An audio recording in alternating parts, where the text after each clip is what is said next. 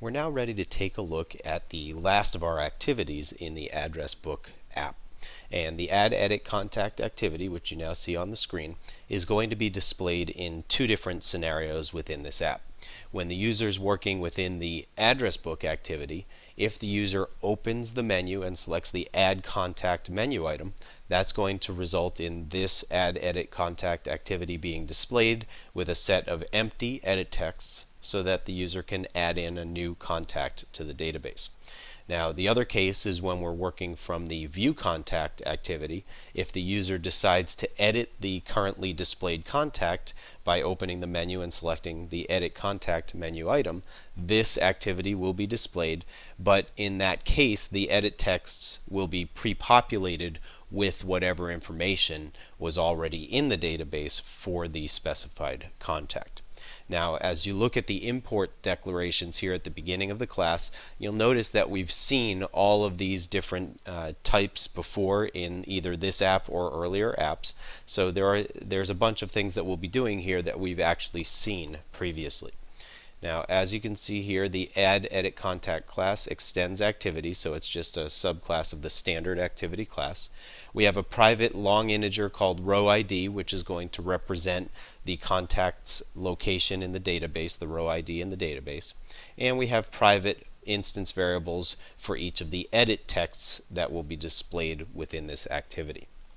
Now, when method onCreate gets called, as we normally do, we're going to inflate our GUI, get references to the GUI controls that we need to be able to interact with programmatically, and skipping down to the bottom here for a moment, we're also going to get a reference to the Save Contact button and register its on-click listener so that when the user does touch the button to save the contact, the information will be stored in the database.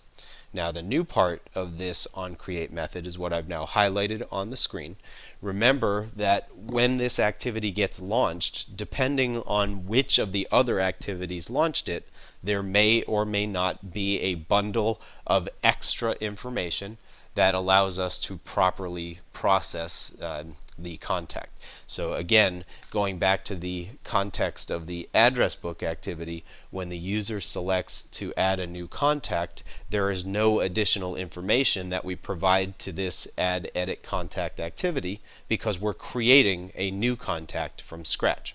On the other hand, when we say to edit an existing contact from the View Contact activity, then we're passing in a bunch of extra information that represents the currently displayed contact's name, email, phone number, street, and city. So we're going to go ahead and attempt to get those extra pieces of information by getting the intent that launched this activity and then getting its extras. Now, the getExtras method will either return a bundle containing the extras, or it will return null if there were no extras attached to the intent. Now, if we launch from the address book activity, getExtras will return null. If we launch from the View Contact activity, it will return a bundle. And that's how we can tell in this app whether the address book activity or the View Contact activity launched this activity. So if the extras is not equal to null, we know that it was launched by the View Contact activity, so we go ahead and get all of the extras out of the bundle. So again, extras is the bundle we got up above here, Then we get the long that represents the row ID of the contact in the database. We also go ahead and set our name edit text, email edit text, etc. to the values that were stored for the name, email, phone, street, and city.